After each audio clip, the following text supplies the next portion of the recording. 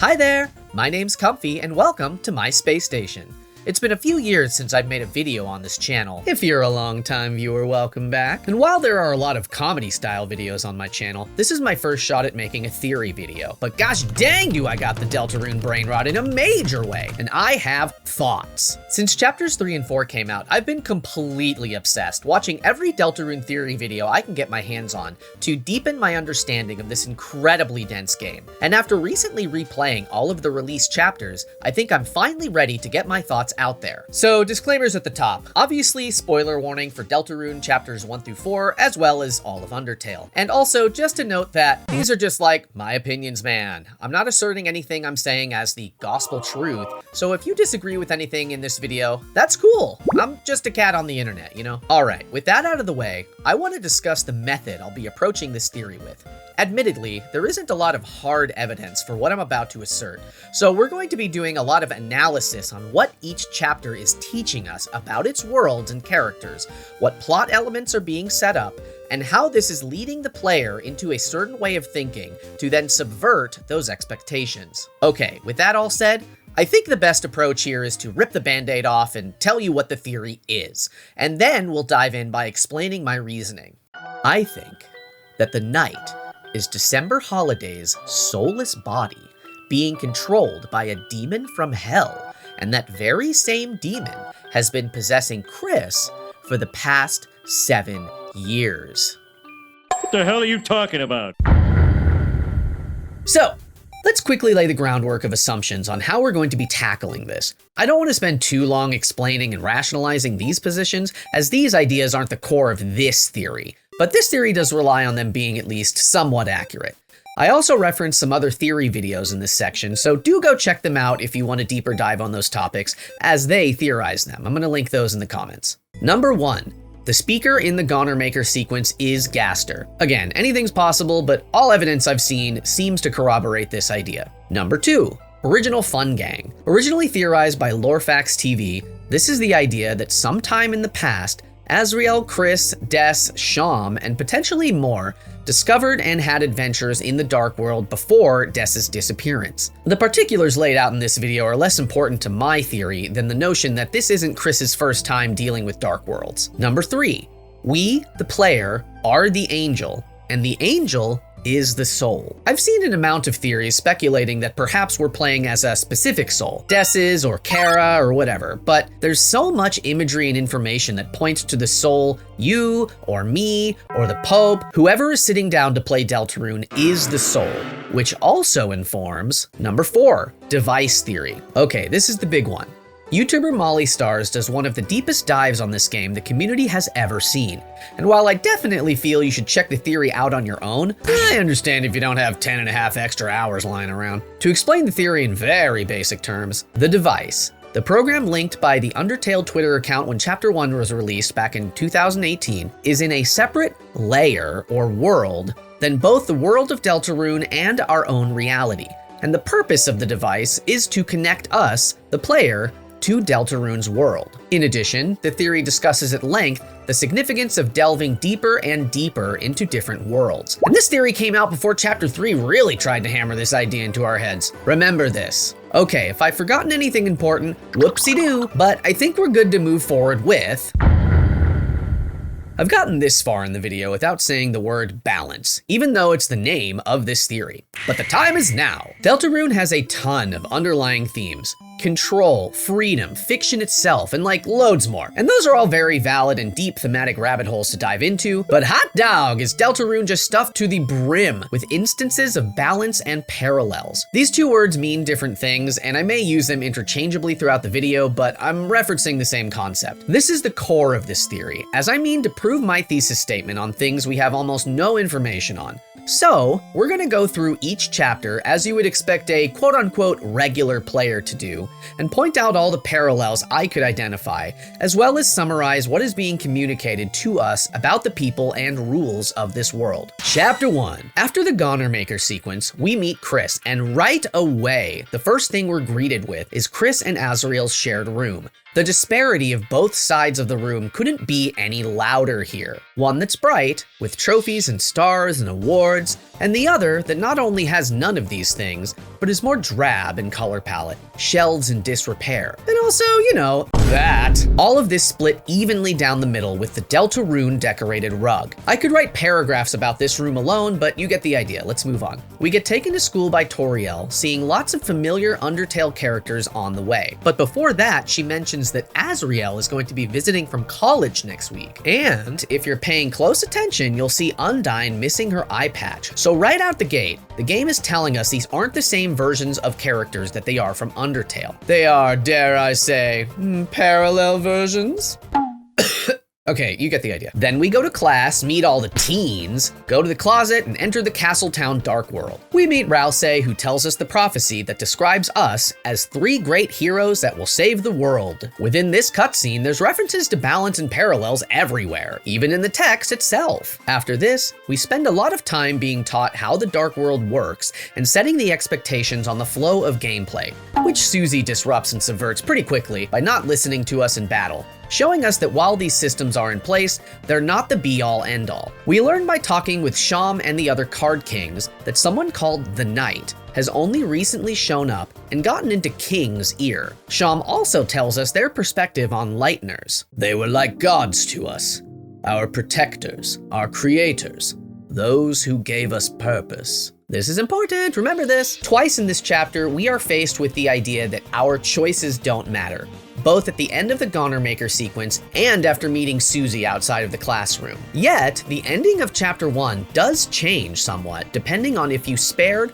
or attacked the enemies you faced along the way, showing us that our actions are not meaningless and that what we are being presented with by this game isn't necessarily the final truth of things. After stealing the fountain, Susie tells us how much fun she had and how we should do this again, setting our expectations on how the rest of the chapters are going to play out. Then we get to chat with everyone in Hometown, where it becomes even clearer that these aren't the exact same versions of everyone from Undertale, though some parallels do show up. Asgore is still separated from Toriel, these guys are still in love, and generally every character's personality seems more or less the same. Even if Bratty and Catty aren't BFFs anymore, We end the chapter with one last subversion, Kris ripping out the soul and throwing it into the birdcage, where if the player tries to move, the soul is what is being piloted, not Kris. What a good cliffhanger, dang. Chapter 2. The Library Dark World being created gives us a bit more information. First, that someone is running around actively creating dark worlds, as checking the door in chapter 1 reveals that there's a dog inside making a game. So the fountain had to be created sometime after this, unless this dog is the Knight. Theory over. Just kidding. We also learn here that other Lightners can enter Dark Worlds, not just the heroes. Additionally, we are shown that each Dark World's design seems to be in direct reference to its surroundings. The big reveal before we leave this Dark World is Rousey explaining the roaring to us, and Queen admitting that she had no idea that could happen and was just guessing based on the Knight's actions. Back in the Light World, at the end of the chapter, Kris jams us in the bathroom cabinet and runs off to slash Toriel's car tires, and takes us out again after everyone is sleeping to create the TV Dark World fountain. This circles back to chapter 1's cliffhanger, showing us that Kris knows a lot more than they're letting on and has some kind of plan, and removing any and all doubt about the relationship between Kris and the soul. Chapter 3. Right off the bat, Rousey straight up tells us what Darkners are, which is to say, objects, and as such, they cannot enter the Light World. We saw this happen in Chapter 2, when Lancer and Rules enter your pocket, but we didn't have a clear explanation for it at that time. Armed with this knowledge, now every Darkner we meet becomes a fun guessing game of trying to decipher what object they are. We meet Tenna and play his fun games. If you've been playing along at home, it's hard to miss the very direct parallel that is the Zelda-style game boards, where the Fun Gang are controlling video game characters. It's literally a screen within a screen. Toby could not have been any louder about this point. This chapter is maybe the most FUN fun chapter so far, which is why it hits especially hard when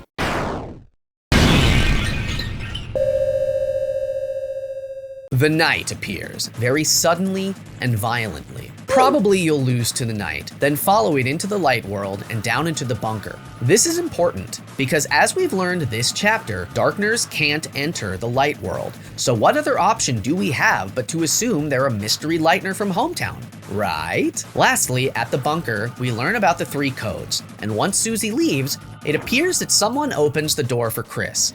It's unclear if they then enter the bunker or if perhaps some words are exchanged through the open door after it cuts to black, but this is a very clear sign that at the very least, Kris is in communication with the Night or whatever allies of the Night are inside there. This also begins a shift in the greater narrative's tone, as we've seen our enemy and they're unbeatably powerful. Chapter 4, almost there, but this is a big one. We learn a lot during the church scene. The religion in this world is about us, both in the sense that we're the heroes that will stop a calamity, as Caddy puts it, but also in the sense that we are the angel, which makes our world, the real world, the one you're watching this YouTube video on, heaven, at least in the eyes of these characters. Remember that line of dialogue from Sham in chapter 1? The Darkners view the Lightners, one level above, as their gods, their creators. You could park a car with all these parallels. Fast forwarding to Noelle's house, once Kris rips the soul out to prevent us from getting the shelter code, we see both that Kris is decidedly not working alone in whatever their goals are. Again, hinted at the end of chapter 3, but also what our capabilities as the soul are. This scene is also where we get confirmation that Kris doesn't need the soul to just exist. It's been ambiguous up to this point if Kris needs us to stay alive, as they're always zombie walking when they know we're watching. But when we're secretly watching in the vents, we see them walk calmly and normally out of frame before starting to play a whole bunch of intricate piano songs. And again, we see them full of energy and dexterity when trying to stop us in Des's closet. When Kris ultimately puts us back in their body, we now know that, despite being at odds with us, what they need us for must be something different than simply keeping them alive. Lastly, and perhaps most importantly, if you allow the soul to get caught by Kris in the kitchen, they glare directly at the screen, at us, showing that somehow, for some reason, they have working knowledge on how this all works. They would simply glare at the soul otherwise. There's no other way to explain it. Rousey does a similar thing in chapter 3, so he's hip to us as well. Later, in the first Church Dark World, we get to see all the different prophecy panels, the real ones, which aren't quite the same as the tale Rousey told us at the beginning of chapter 1. Isn't this kinda different from the prophecy you told us? Yes, my version was more of a summary. For me, this revelation puts everything Rousey has ever told us into question. Maybe he isn't outright lying to us, but with this in mind, we can't take any information he gave us about the Dark World at face value anymore. We meet Gerson. He's old! And during the secret boss fight with Susie, not only do we learn that Gerson's opinion on fate is that it can always be rewritten, but we learn all about his book, Lord of the Hammer, which not only has very direct parallels to the Fun Gang's adventure so far, but we also learn that the Light World game Dragon Blazers is based on Lord of the Hammer, and Lord of the Hammer is based on the prophecy, getting changed somewhat with each retelling. Parallels. Then, in Susie's second sanctuary, so many aspects of this Dark World balance out the original Dark World. The organics and the little wafer guys, what are these guys called again? They both see each other as their ancestors, as the statues all seem reversed from one another. The donation fountain sign is reversed, the pianos work in the opposite way as before, and none of these subversions would work if our expectations hadn't already been set by the previous Dark World. Finally, after unlocking the inner church doors, we approach the Knight, who makes a dark fountain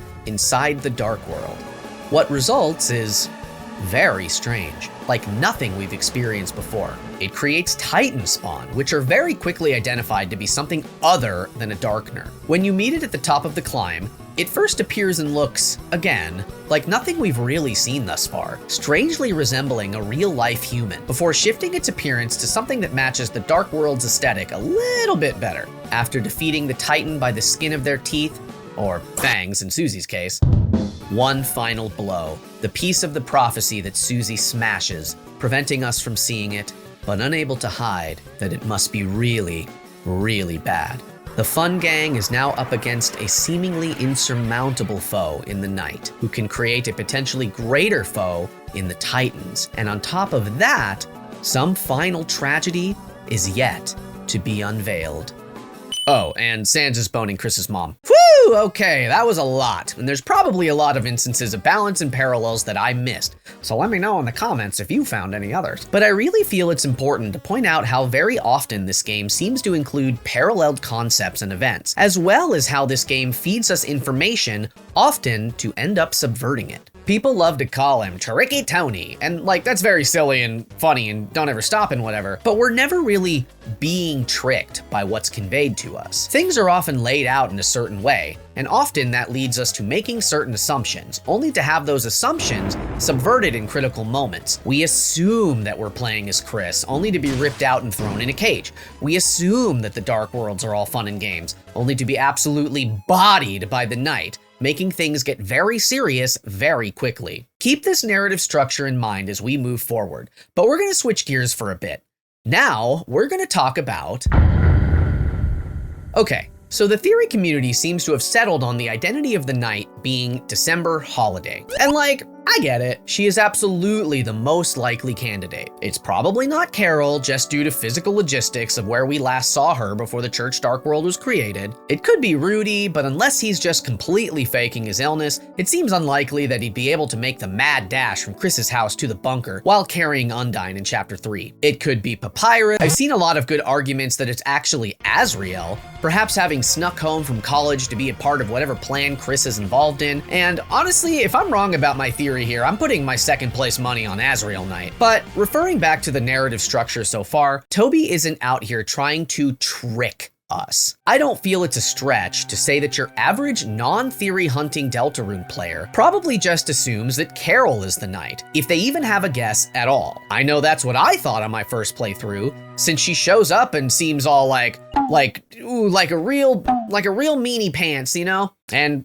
you know, the Night has the same antlers. Duh. So I don't think that the clues to the Knight's identity are, you know, a red herring. The antlers and the baseball bat sword are reasonable enough clues to point to Des, and there's plenty more once you dive deeper. But something about Des being the Night never sat right with me. From the moment I learned about the unused dialogue in the code, I was 100% convinced that this is Des speaking. If you're unaware of what I'm talking about, data miners were able to find these unused lines of dialogue in the code, and with each chapter, a new line of unused dialogue comes along with it.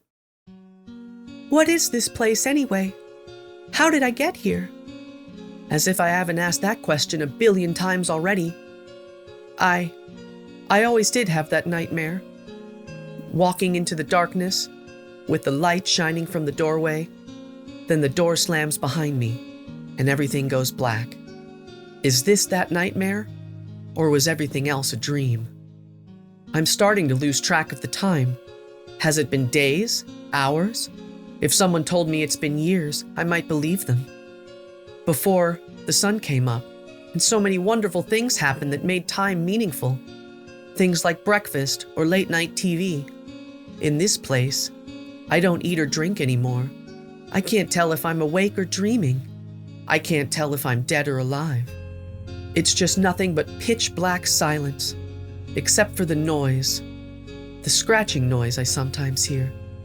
This sounds crazy, but even though no one can hear me, when I hear that noise, I feel like someone's listening. Anyone, if you're there, thank you.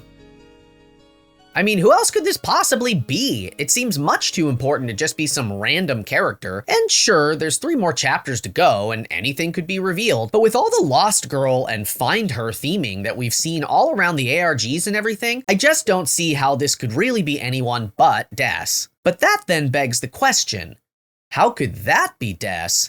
If this is Des, has her consciousness been split from her body somehow? But if that's the case, how do we explain the Knight's actions? They're not a mindless entity. They've been running all around town, making dark fountains, corrupting key darkeners, and all in all not acting like a mindless husk. On top of that, from every angle, we are hit with the idea that Des is missing, that we need to find her.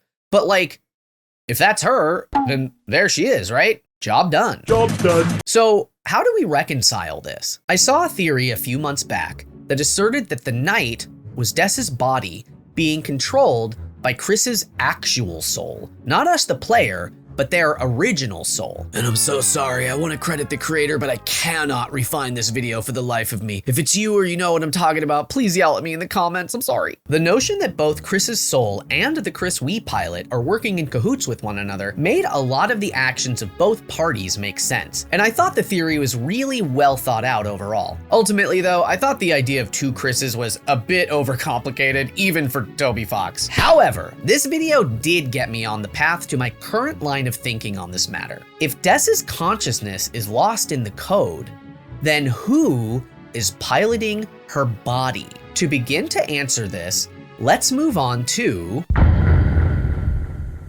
So what do we know about the roaring? During Rousey's cutscene in Chapter 1, he says, "But recently, another fountain has appeared on the horizon, and with it, the balance of light and dark begins to shift." And with only this information to go off of, the only assumption we can make is that if there are too many dark fountains, that would be bad. And then in Chapter 2, when Birdley is about to make a dark fountain, Rousey stops him, and we get another cutscene that reinforces this idea while also putting a name to it: the roaring.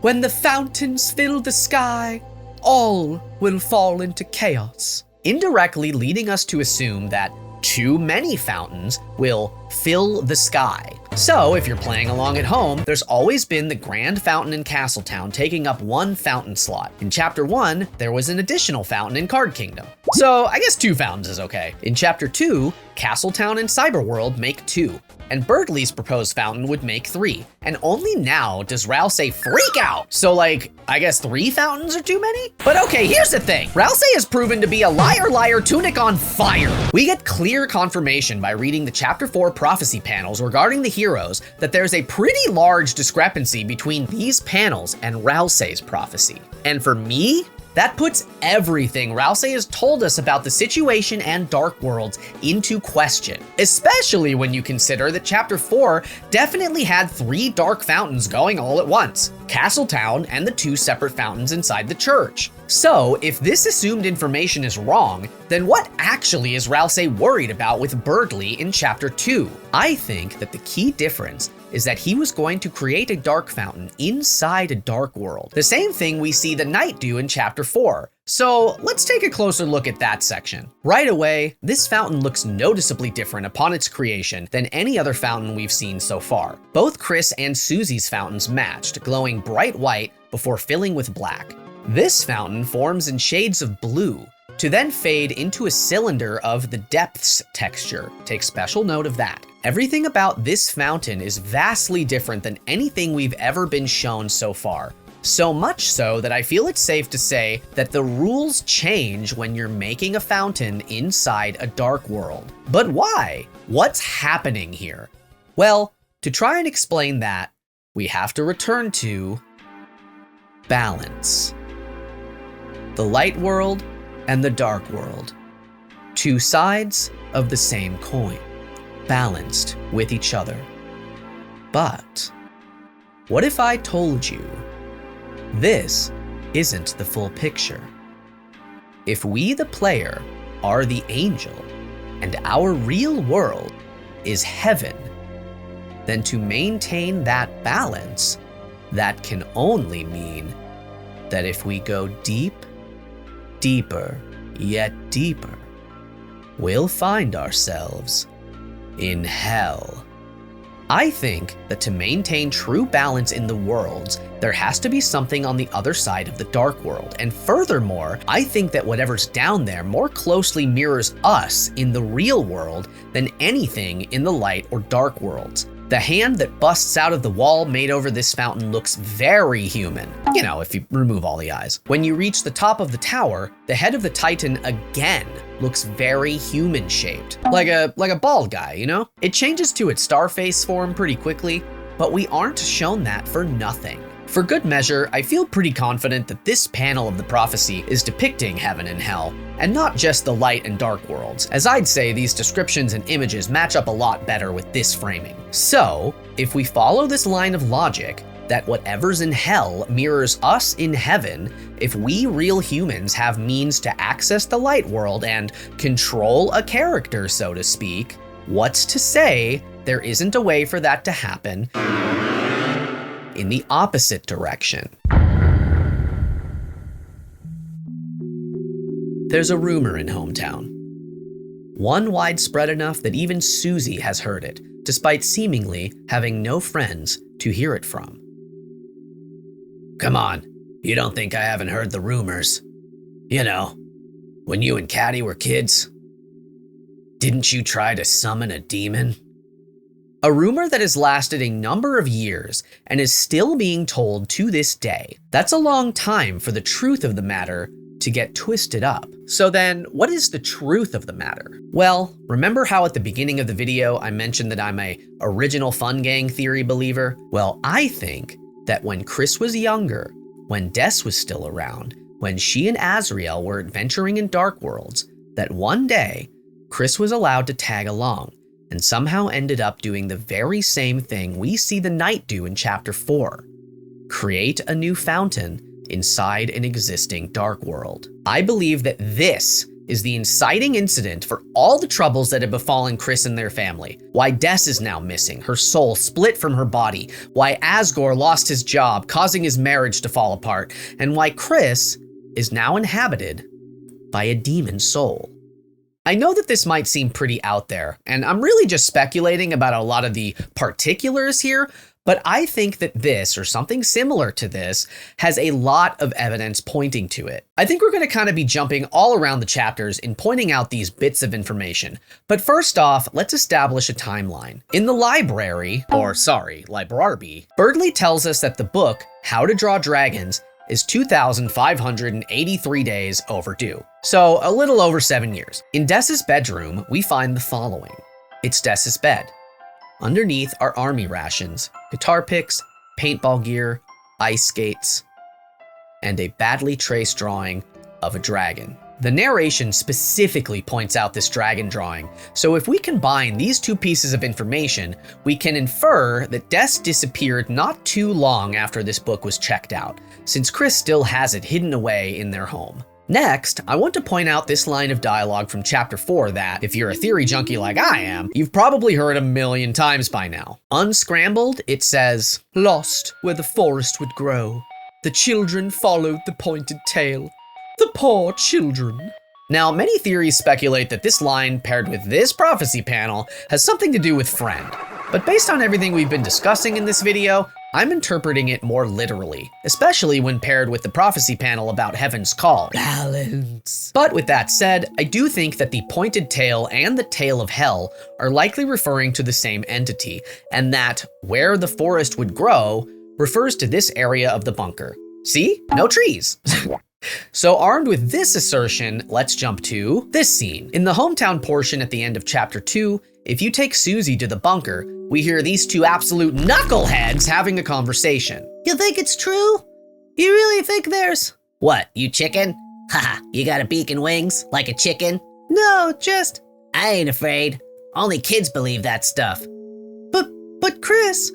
You gonna be a weenie like Kris? But Kris what? Why doesn't anyone finish their sentences in this game? Jokes aside, what we can likely infer from this is that Kris is, at the very least, rumored to have gone into this bunker at some point. It's possible that Kris has lots of different rumors surrounding them, but I think the more likely conclusion to draw is that this rumor is tied to the demon rumor, which, if true, would line up with our assumptions about the prophecy and perhaps be the spot that tragedy struck all those years ago. Okay, so this is all well and good, but none of this even hints at Kris being demon-possessed, you might be saying. And you're right, but as we touched upon in the chapter summary section, there is lots of proof that Kris has a deep understanding of how everything surrounding soul possession works. At the end of chapter 1, we see what this cage is used for, and for new players, this certainly raises a million questions, but remember, we, the player, are the angel, and that inherently means that we haven't been around in Deltarune's world any longer than these 4 chapters allow. So in my opinion, that knocks us out of contention when we think about why Kris needed this birdcage before we got here. I think it's a foregone conclusion at this point that Kris was expecting us to show up and inhabit them in chapter 1, as it seems like whatever plan they're trying to enact relies on us being here. So you might say that Kris acquired the birdcage in preparation for us arriving, and you might be right, but it's a red wagon with a rusty birdcage in it. Looks like it's seen quite a few crashes. This isn't definitive proof of anything, to be sure, but it really seems to be pointing to the fact that Kris has done this sort of thing a lot in the past. Next, I want to highlight 2 things Noelle says. First to Susie when Kris is trying to smack us with a hockey stick. I ended up being in a large city with Kris. What was interesting is that Kris just acted not like their normal self. They acted just like they do recently, I guess. Huh. Kris seems normal recently to me. And then a few lines later, and Kris, even though they kept looking at me, like they wanted to say something, everything that came out of their mouth sounded odd. Like he was on speaker or something. Sounds like normal Kris to me. Well, it wasn't. Something was weird. Before we hash this out, let's take a look at the second line I want to show you, which happens in that scene from the weird route. I went out to the porch to breathe and that's when I felt it. A hand on my wrist. I froze. And then I heard your voice. Kris's voice. Kris, your voice. Your deadpan, mumbly voice. Even if it sounded kind of weak and shaky. I don't know why, but it felt so long since I heard it. I even started sniffling. Ha! Kris, you're back! I think it's safe to say that Kris recently is referring to everything done under our control of Kris, which easily explains why Susie hasn't noticed any changes in their behavior, since we've been controlling Kris their entire friendship. Much more importantly though, these 2 scenes paint a pretty clear picture that what Noelle describes as normal Kris in the normal route and the soulless Kris that speaks to her in the weird route are not the same Kris. If Kris was just operating without a soul until our arrival in chapter 1, this line from Noelle wouldn't make any sense. Instead, she seems overjoyed, saying it felt like so long since she heard this voice come out of Kris's mouth. And I'm willing to bet this timeline matches up to the inciting incident that caused Des to go missing. Soulless Kris is the true Kris. So then, back in the normal route, if Kris recently refers to our soul in Kris's body, and if normal Kris is not the same as soulless Kris, then the only conclusion that we can draw is that someone else has been controlling Kris. But then that begs the obvious question: who has been in control of Kris all this time? So as I asserted at the top of this video, I think that what Noelle describes as normal Kris is in fact Kris under the direct control of a demon soul. And also that at some point recently, this soul jumped ship, so to speak, into December Holiday's soulless body, and is now enacting some sort of plan as the Roaring Knight. Admittedly, if there's any hard proof of this, I haven't been able to identify it, but I do have a lot of thoughts about why I feel this is the truth of the matter. As I've mentioned a few times throughout this video, Kris appears to have a deep understanding of how being possessed works, and if we as the soul just arrived a few days ago, I really don't see how they could learn so much so quickly. They rip the soul out of themselves with, well, I wouldn't say ease, but they know how to do it at all. This isn't their first soul rodeo. They know locking us away and running off is a sufficient way of getting some alone time. They shoot an annoyed glance directly at us, the player, when we keep breaking out of our Christmas present prison. All this, combined with the fact that Kris also seems to have more working knowledge about how Dark Worlds work, in that the knife they carry on them at all times is hidden somewhere the Dark Worlds menu systems can't seem to detect, and it's pretty hard to deny that Kris has plenty of experience with all this. They're comfy, I hear you say. Well, that might be true. That doesn't mean Kris has been possessed by a demon. Kris is clearly working with the knight. Why would they want to do that under these circumstances? And to that I'd say, they really don't have a choice. Earlier I mentioned that in Chapter 4, the game shows us in no uncertain terms that when monsters die, they turn to dust. And I feel very strongly that this is shown to us to ultimately subvert that information. Let's imagine for a moment this inciting incident 7 years ago, whatever it may be. If we agree that Dess's mind or consciousness is buried somewhere in the game's code, and if this is Dess's body, then we can only assume that at the moment of separation, her body would have stopped moving, but not turned to dust, leading Kris and whoever else might have been there to the only possible conclusion: though she's no longer moving on her own, Des isn't dead. I think that this is the core of what the mystery is, why both Carol and Asgore seem to have these conspiracy boards in their home. If Des isn't dead, there must be a way to save her. However, if the demon soul is controlling December Holiday's body, then her revival, so to speak, is in constant danger. That soul holds all the cards. One wrong move from Kris and... Even if you're still skeptical of everything I've asserted so far, let's examine the actions of both Kris and the Knight in closer detail with this framing in mind. In the Chapter 1 hometown section, the very first thing we're met with is a call from Toriel, who seems very pleasantly surprised that we've made a friend, inferring very heavily that this is unusual. If you visit Rudy in the hospital, when Noelle passes you to leave, she seems surprised to see you there, and isn't nearly as friendly as we know her to be. Asgore also seems surprised that you've shown up, stating, "I forgot if you don't like hugs like that," as if he hasn't seen Kris in a while. Bratty outright states, "Chrissy, long time no see." Even Pizza Pants says, "I recognize you," as if it's been a while since he's seen Kris at all. All of this paints a picture that Kris hasn't really been around for a long while now, has avoided seeing their old friends, likely that they've become somewhat of a recluse. And I think the reason for this is that, with what little control Kris does have, they have tried to keep themselves away from their loved ones as much as possible to keep them safe from the demon heart. In Chapter 2, when Kris is taking a very long time in the bathroom, Toriel says to Susie, "Oh, Kris, does this sometimes," indirectly stating that Kris disappears for long periods of time sometimes. Case in point, Kris could easily walk to school each day, but Toriel specifically wants to drive them there. In my opinion, to make sure Kris attends class at all, due to likely having a history of skipping class for this very reason. If my assertion is correct, then Kris has spent the past 7 years or so being traumatized by this entity, being forced to do things out of their control. And I'm willing to bet that this is how they've learned over time to fight back a little bit, to remove the soul for small amounts of time, why they have the birdcage in their room, how they know which direction we, the player, are looking in on things, all of it. All right, let's now move on to the fight with the Knight in Chapter 3. So first of all, something I never noticed and was alerted to me only recently is that this purple fog coming from the Knight's direction is absolutely the depths texture, which we've already linked to being related to hell, so I'm just gonna get that evidence out of the way up front. Then there's the text that appears in between attacks. Your vision narrows. Your chest feels tight. You feel lightheaded. You feel surrounded.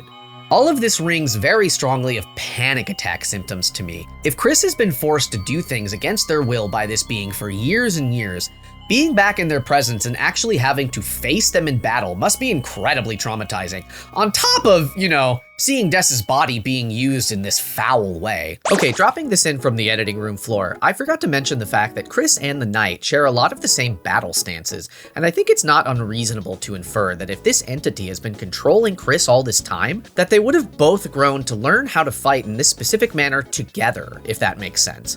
Just wanted to drop that in. Back to the video. Then, if you're able to win the battle, after the Knight, or Kris maybe, swoons Susie and Rousey, there's the knighting scene. No, like knighting, like this, At least, that's one interpretation. I think ultimately, it's a show of power, of dominance. You tried your best, kid, but don't forget who's in control here. Can you imagine if that was the knight's voice? Hey, I'm walking here. Chapter 4 is where we get the group chat scene, where we learn that Kris and Carol are working together and presumably also with the knight, their text in red. And this is where I'd like to talk about Carol for a moment and her role in all of this as I see it. So all we've seen from Carol is that she seems to be a very strict and overbearing parent to Noelle. And I think if we consider the notion that Carol knows about the demon soul and what it's capable of, this makes her actions make a lot more sense. Toby doesn't really write bad or evil characters. I mean, look at all the chapter bosses. They're antagonists until they're not, which doesn't excuse their bad behavior, but it doesn't make them, like, evil. And I think Carol is no different. Noelle tells us in the church, "Even then, my mom never gave your family a spare key. She never even kept anything at City Hall either. No keys, no documents, no handmade gifts, anything. Everything important she always keeps locked down at home." If she knows that Kris, piloted by this demon soul, could easily break into City Hall to get whatever information in the dead of night, then she'd want to keep all of that at home where she can keep an eye on it, where she can protect it.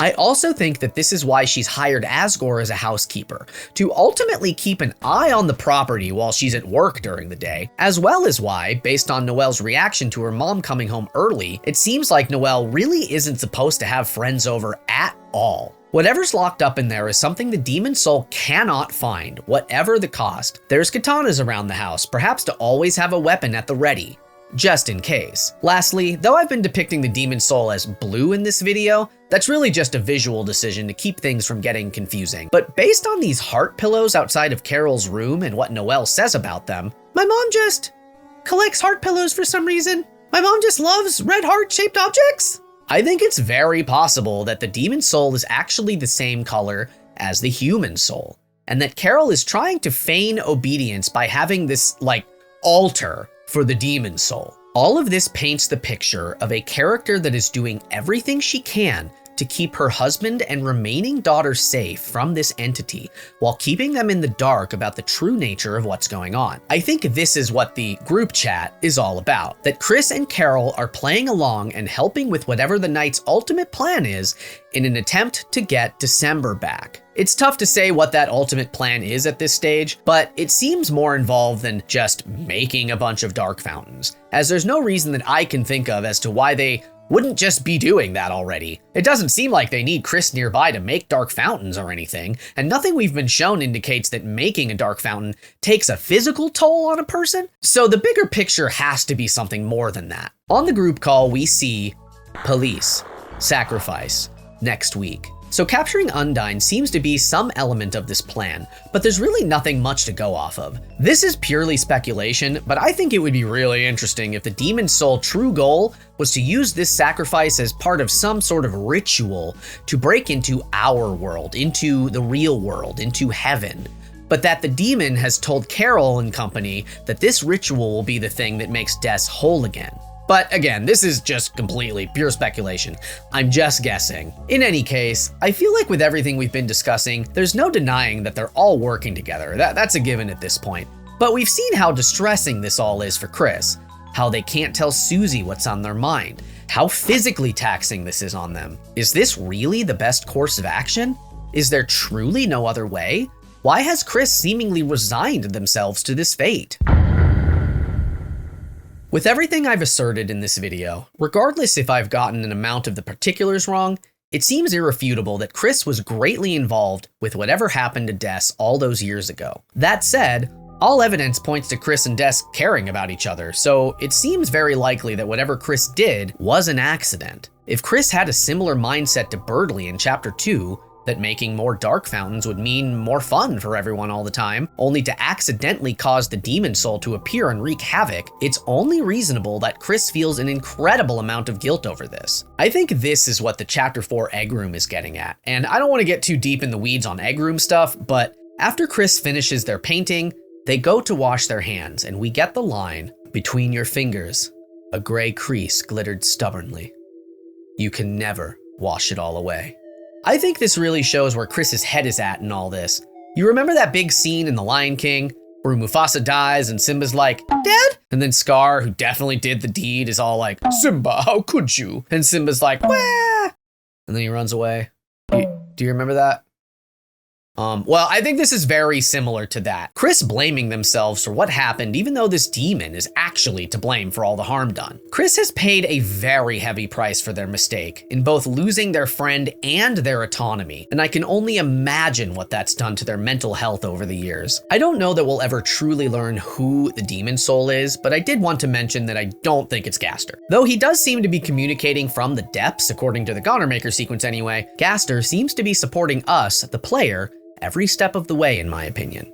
I also don't know if we'll ever get to see the actual text of the prophecy panel that Susie smashed, but based on all of the evidence and themes we've discussed throughout the whole video, I have a broad strokes idea on how the rest of the game will play out. I think that the smashed prophecy panel states that Kris, or specifically the cage, will be sacrificed.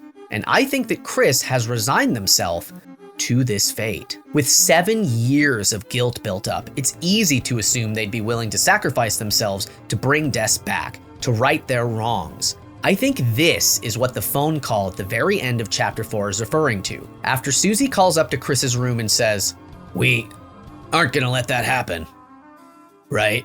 Seemingly saying, "I'm not gonna let you die, bud." The phone rings, which we can presume is Carol, but we're not 100%. And the voice on the other line says, "Don't forget, Kris. You promised." Juxtaposing what Susie just said, keep your promise and let yourself be sacrificed so Des can finally return. 2 perfectly balanced statements regarding Kris's fate. I also think this is why Kris is so upset with the events of the weird route. In that version of events, it's heavily implied that Noelle, equipped with the Thorn Ring, is forming a human soul inside of her, and why Kris goes sicko mode on us in the bathroom afterwards. They have resigned themselves to their fate, and now we, the player, are interfering and seemingly creating a new cage that would fit whatever requirements the prophecy states about who needs to be sacrificed. Kris desperately wants to protect the remaining Holiday daughter from this outcome, not wanting to be responsible for yet another tragedy. Overall, though, I think the remainder of the chapters will focus on this dichotomy of Kris accepting their fate and Susie trying to change fate. Gerson spent his whole battle speaking on this idea. "For the tides of fate are drawing close, and soon an ocean of ink shall wash across the pages. But there is one thing that can overwrite the dark, a white pen known as hope. Miss, I believe this is what you hold." 2 opposing ideas. Obey fate or defy it. Both ideas held together in perfect balance. But what do I know? I'm just a cat on the internet. Thank you so much for watching this whole dang video. I know it was a long one, but once I start yapping, it's hard to stop. One last time, while I feel my logic on everything is pretty good here, if you disagree with anything I've stated in this video, I think that's great. What do you think I got right? What do you think I got wrong? Let's just keep the comments civil, please, is all I ask. If this video does well, I have plenty more thoughts about other aspects of Deltarune that I'd love to dive into.